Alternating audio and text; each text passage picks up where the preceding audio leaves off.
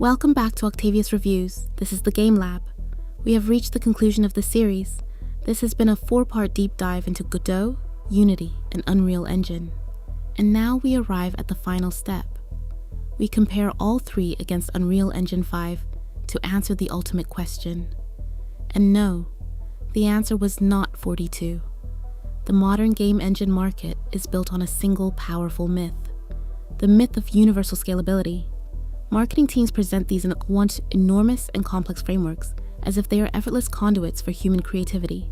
But our data tells a very different story. Game engines are not neutral tools. They are structured bureaucracies. Each one carries its own failure modes. Each one imposes its own limits on production. And when we measure them against the brutal demands of modern interactive software, one truth becomes clear. Architectural supremacy is always contextual.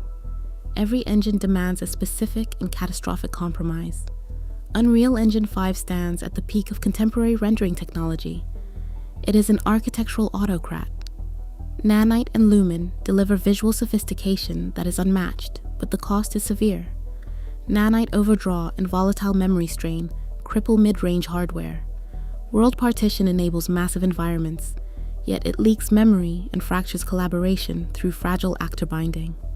Shader compilation stutter remains unsolved, which turns temporal upscaling into a structural necessity rather than an innovation.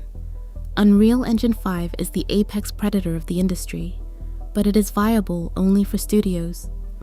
With the capital and engineering force required to survive its volatility, Unreal Legacy is a monument to historical path dependency. It is stable, predictable, and familiar. But beneath that stability lies a single thread bottleneck that no amount of modern hardware can escape. Non-mergeable world assets block parallel level design. Chaos physics remains unstable. Visual scripting graphs obscure critical dependencies. The engine can achieve greatness, but only through relentless compensatory engineering. Unity 6 presents itself as the universal framework for everyone. It offers unmatched platform reach and a vast modular ecosystem. In practice, it behaves like a fragmented corporate state. The compilation pipeline loops endlessly. YAML serialization creates version control gridlock. Package dependencies collapse into cascading script failures. Metafile tracking is fragile enough to break entire projects. Unity 6 can achieve almost any technical goal, but it forces teams to fight a daily war against its internal disarray. Godot 4.4 is the intellectual ideal. It is elegant, lightweight, and respectful of the developer's time. Its node-based architecture is logical and fast, but hardware abstraction does not bend to ideology.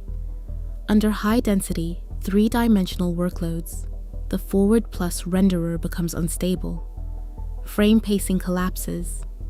Texture artifacts appear under heavy asset loads, and the lack of native console pipelines becomes a critical barrier.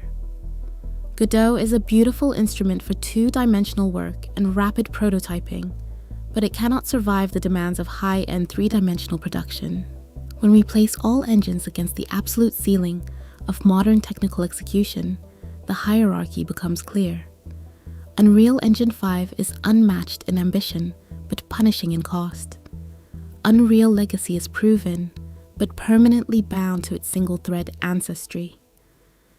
Unity 6 is flexible, but fractured by a decade of modular drift.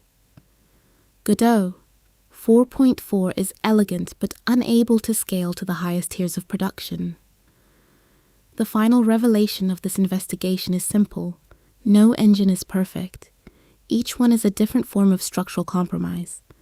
Godot hides its lack of scalability behind elegant simplicity. Unity hides instability behind modular freedom. Unreal Legacy hides its age behind a veneer of modernization. Unreal Engine 5 hides its volatility behind the promise of automated power. And yet, here is the part that matters most.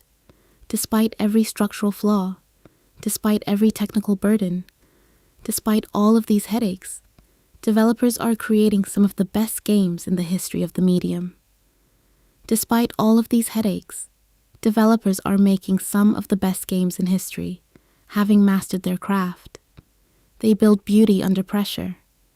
They turn chaos into design. They transform imperfect tools into extraordinary worlds. Now that is impressive. Thank you for your time. We hope you enjoyed the series and found it informative. If you would like to help keep Octavius Reviews free from corporate influence so that we can continue producing deep dives like this one, consider supporting us on Patreon. The link is in the description. See you next time.